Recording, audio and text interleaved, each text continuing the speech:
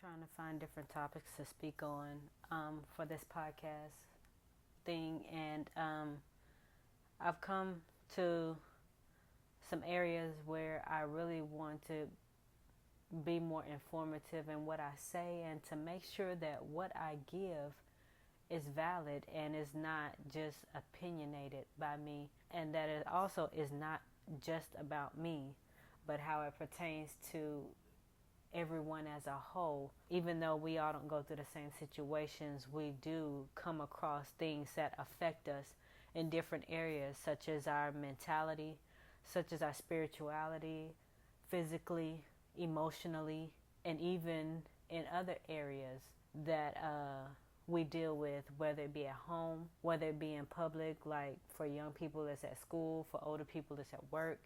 And I just want to make sure that whatever I speak about in my podcast, it makes sense, that is relevant, whether it be of today or in the past, and how it affects us or will affect us in the future.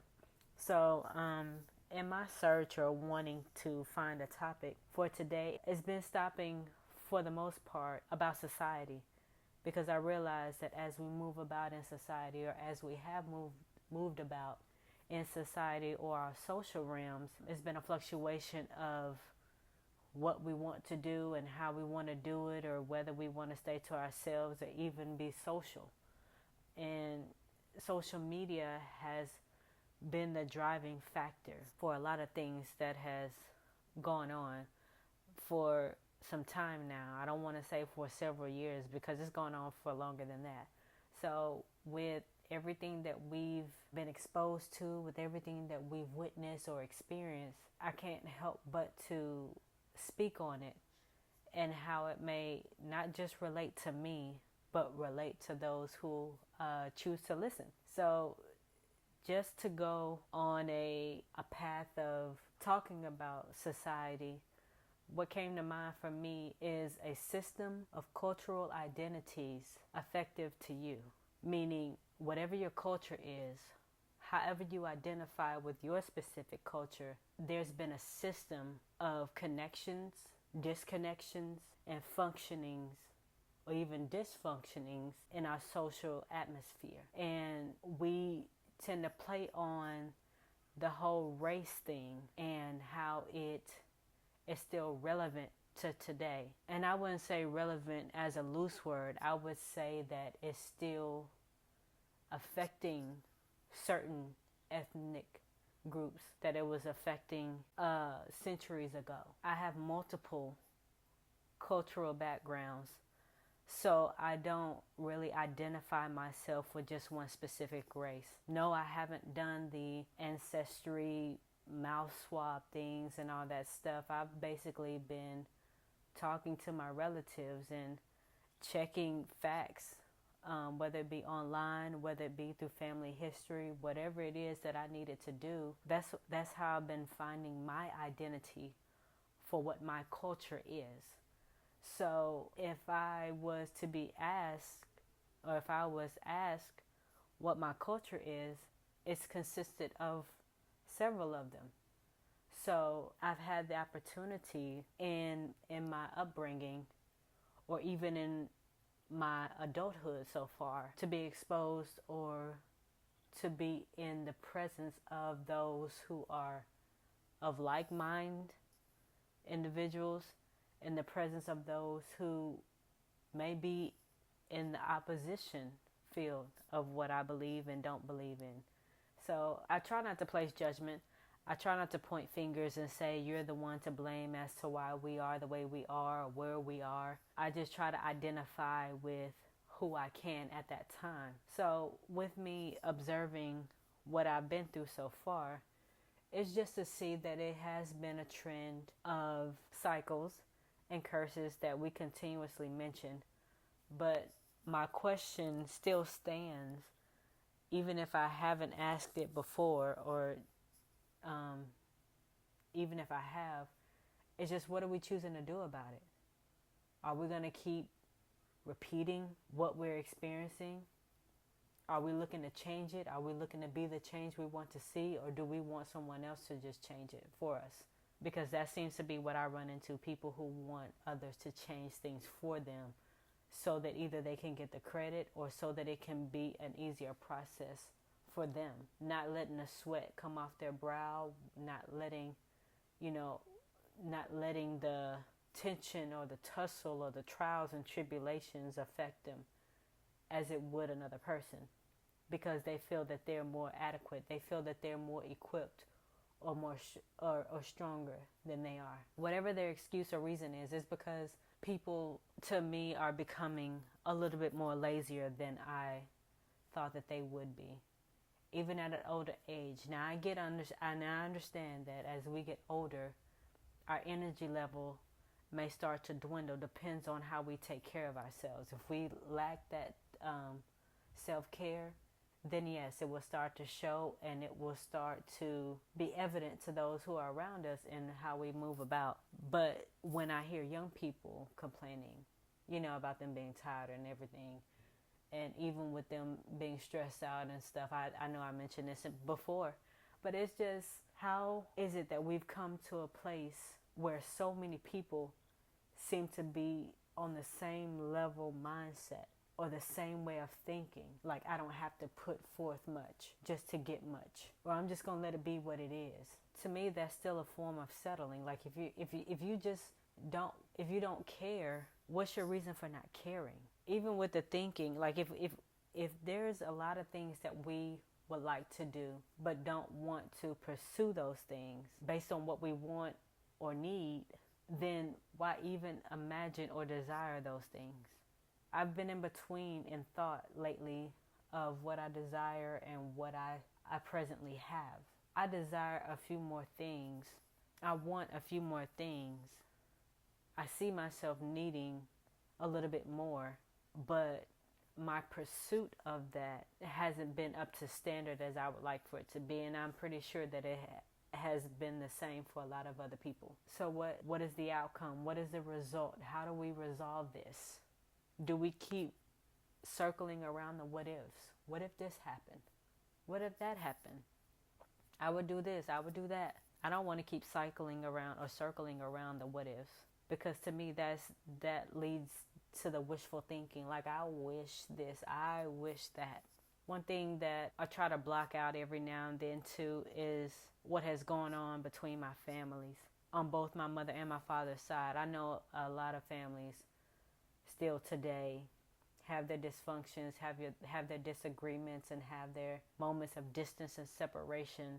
We tend to wish our family was this way, or we want our families to be this way, so we do only so much and let the rest fall on whomever else. If they still have ancestors or still have people that are older or of the older generation, they still depend on them. Like my generation, we still depend on, I'm not saying that I do this or have done it in a while, but people of my generation are still depending on the older generation to help take care of our children. That's a given fact. Why do we do that? Why do we depend on them to help take care of our children? Because they're more flexible with their time, because they seem to have that same caring abilities as they did when they were parenting us, or we see some things in them that they can instill in our children that we probably can't get to, or don't want to get to, or don't want to address. So there are a lot of factors that play into why our families do the things that they do. And then you have another side of my family who is just, we just see each other when we can. And then I kind of wish sometimes that my hopes were never in vain. Like, I would have hoped for our family to get together frequently instead of on certain occasions or every blue moon when we just so happen to be in town with one another, or whatever the case. I travel a lot to see my family, and I can't say that they do the same, but does that make me love them any less? Not really. But I do question, if your love is that deep, and if you say you love me or whatever, are you willing to travel to where I've decided to move to just to get my peace of mind? I know you good and set where you are. And now that I'm good and set where I am, I still make that travel, make the time to go see certain ones. And yes, I have gone out of my way. I have canceled several things in the past for certain family members. And have they done that for me? No. Do I love them any less? No. Do I wonder why I get treated the way I do? Yes, most definitely. Thinking the way I think, I feel like I don't deserve it, but yet there's another part of me that's just like, okay, you probably did do something that you don't even know that you did for things to happen the way that they do. And I'm still talking about society. I'm still talking about social. I'm still talking about my culture. I'm still talking about how we choose to communicate and choose not to communicate. Because if we say that communication is key for any relationship, why is it that we can't really communicate the way that we need to or should, so that we can resolve any issues, so that this thing won't linger on any longer? We tend to move on and go on about our business, as we so-called say, but yet we still, in the back of our minds, I have no doubt that many of us, we may beat ourselves up, we may think, overanalyze things, overthink so much to the point where we just say, forget any and everybody. But I really don't want to be that type, because I know that there's something that I can be getting from each and every person that I come in contact with, whether we had a bad run-in or whatever. So as I'm talking about society, we see it trending in the news. We see it trending in a lot of families, and then we wonder why. It's almost like we place the blame or put all of our attention on the dysfunctions that's going on in other families, but we fail to recognize what's going on in our own homes or with our own families and within our own culture. Because there's still moments where we're out in public and we see those of different cultures and different ethnic groups saying, if I were them, I would do such and such. Or they're only doing this because they're whatever. So we're ignoring the fact that we have our flaws and we have our issues, and we choose not to address them just so we can place what I feel may be judgment on other people and how they're moving about in society, when we really don't have a voice to say whatever we want to say about anybody else in the first place. Because the same thing they may be dealing with, we're pretty much dealing with it, but in a different way. So it's the same situation, but we're going about it differently. And that's how relatable we are as a whole, as a country, as a group of people from different parts of the world, whatever. We have our own way of dealing. And if that's what we were taught, then that's what we go by. So the next time we're in public, the next time a child goes to school, see, because what I urge, and this is coming from a heart-to-heart moment, what I urge parents to do is to constantly check on your child, to see what they're being exposed to in the school setting. Because it has changed so much, and it is still changing for them. And with all the years that I've been in the school system, I have firmly understood that they do not like drastic changes unless they are made known of it ahead of time, so that they can prepare and do what they need to do, so that they can function a little bit more properly than they have been. Because at this point, we are pretty much throwing them to the wolves. And I do mean wolves. And for those who are of the religious, I guess you could say, background in social settings, they can come like sheep and we not even know it. So being careful of those wolves in sheep clothing. Anybody can act like they care. Anybody can say that they love you. Anybody can call you friend. Anybody can say any and everything just to get you wooed up. But once you come off that high, and reality is just like, you know what? They're not here for me. They're here for themselves. A lot of people are in different things for themselves. They say what they can to get what they want. They do what they can to get what they want from those who are more passionate than they are. So if we're talking about the system of cultures and how we identify, we have to be able to see what that person is truly about. Identifying that. Identifying their motive. Identifying their purpose. because not every culture has the same identity. We see it by the skin tone. And if we can't see it by the skin tone, look at it for how they act. Look at it for how they treat themselves and how they treat others. That's how you know what culture they stand for. That's how you know, or how you can tell how they truly socialize. Because people can only fake the funk for so long. They can act like they some social butterflies, but in reality, they can be some loners. They can be the type that wants all the attention they can get. So to me, if I were to identify the people in society, it may be 3 categories. It would be that those who seek attention, those who are like social butterflies, and those who are loners. So the social butterflies are the in-betweeners. That means that they can socialize with those who are possibly of the popular group. And they can also find a way to relate or converse with those who are always to themselves. I would say that I'm one who has transitioned from being a loner to being a social butterfly, I guess you could say. I'm still an introvert, but yet I have extrovert traits or abilities or characteristics or the way that I behave and talk to people and stuff.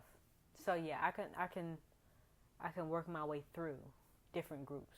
But if you leave me alone, I'm fine. I don't like to be all in a public eye and stuff like that. But you know what? That's so crazy because I know I said this before when I was talking about my music. I have my moments where I can, like be so pumped to be out in the public eye and be on stage or whatever and performing and stuff. Loved those moments. But ask me how I felt before and probably after. Nervous.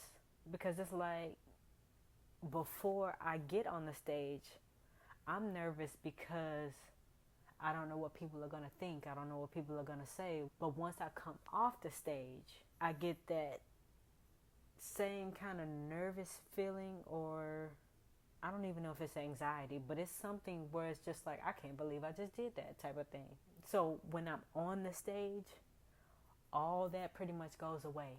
And I'm able to interact with the people in the crowd and stuff like that. So that's what I love and miss about performing.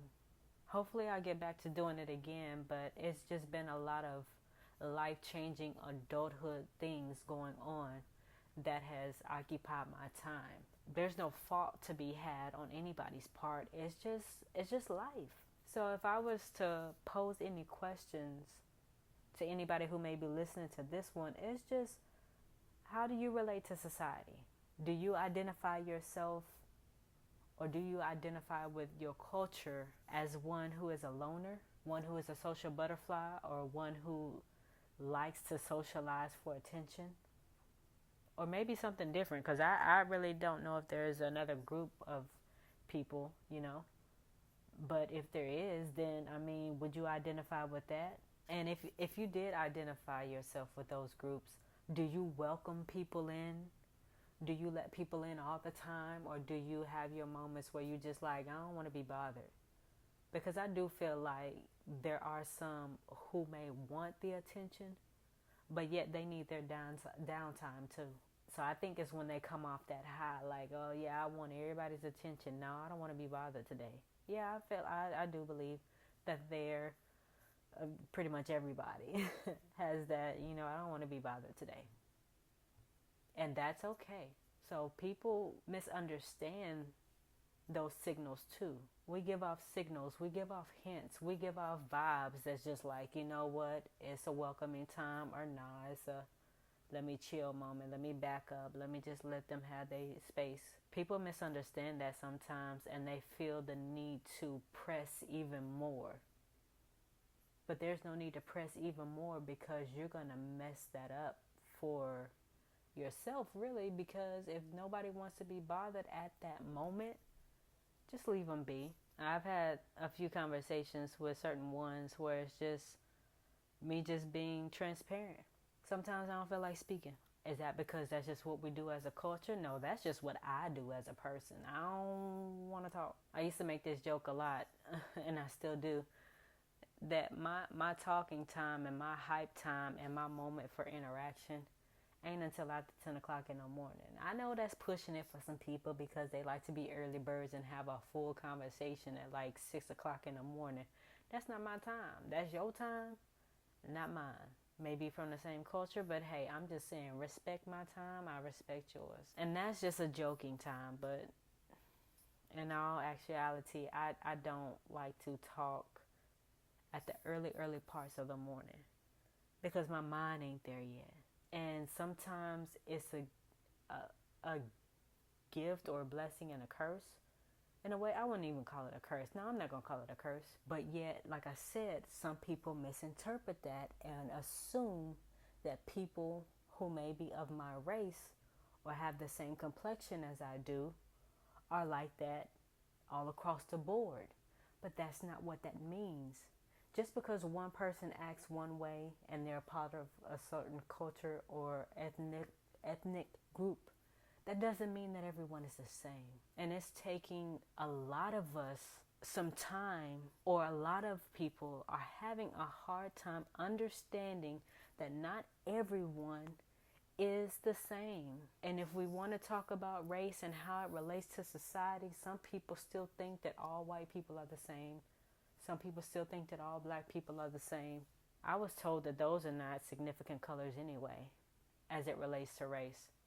We're all brown skinned, but that's another subject. We're all a shade of brown in some way. But here again, as it relates to culture, as it relates to the country, as it relates to where we came from, by state, whatever, history, ancestry, whatever, some people assume that all are alike. No. And it's really hard, too, for those who are descendants of that to vouch or to defend such a thing because they're still so lost. They just go by what they're told. They're being called any and everything and responding to it. And what makes matters worse, when they try to defend themselves, they're being blamed as the one in the wrong for whatever reason. So it's about teaching our children, teaching one another before we can teach them what it means as a culture to be accepted and to be rejected. We have our moments of being accepted and we have our moments of being rejected. We don't like rejection whatsoever. I don't care where you come from. Nobody likes rejection. We can feel the love. We can feel the appreciation when we're accepted all day, every day. But the moment we get rejected, the moment we hear a no, that changes anybody's perception, no matter the color and no matter the gender. So with our social backgrounds and our social effects, how deep should it go? How much should we put forth as it crosses over to the way we treat others from the opposite sex? I get it when we treat those who are of the same culture the same, but when we're in the relationship area, how do we find ourselves socializing? Have we cut that off? I'm trying to ease my way into society and how it ties into the relationship part, because we need to be social. We need that vibe. We need that push. Not to say that you got to be madly in love with somebody. If that's your thing, that's your thing. But if it's not, it's no forcing it. And it's just like what I just said with the forcing people to talk, forcing people to do something that you want them to do when you want them to do it. That's not how it works.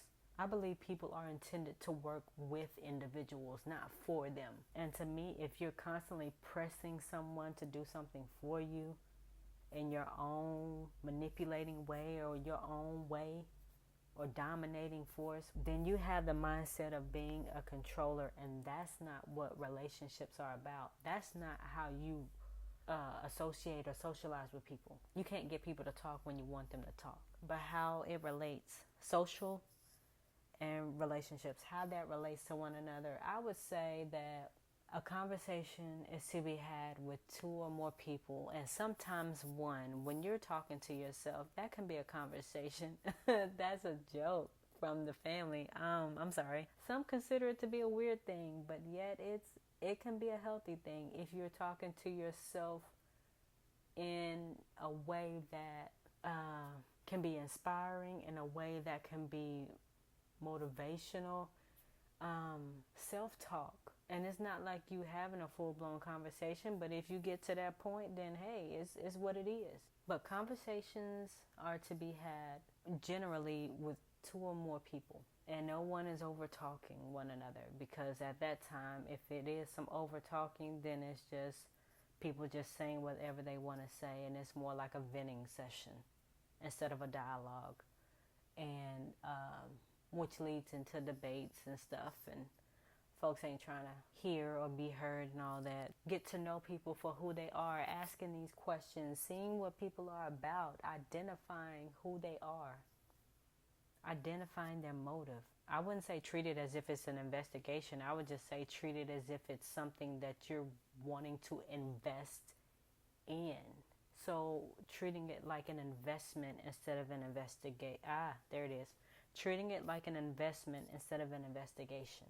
Because if you're wanting to invest in something, you're trying to get all the details that you need before you put anything into it, before you contribute anything.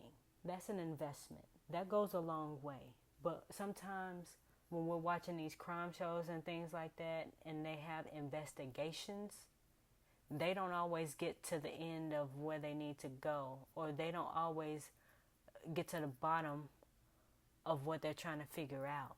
Sometimes they're asking the wrong questions, or they're interrogating the wrong person. And so if you're doing the investigating, make sure it's geared towards something that it's needed for to ask those questions, or else you're going to be seen as the person that's insecure. And that's why I'm always careful nowadays with the questions that I ask, and not asking so many. Because as an investor, I ask particular questions wanting those specific answers. And if I don't get the specific answers, then to me it feels like I'm investigating, and I don't want to investigate any type of thing or situation with anybody who is not willing to give me the answers that I need, or reciprocate the same energy or time that I'm giving. So instead of us being investigators, let's be investors, because we'll get more.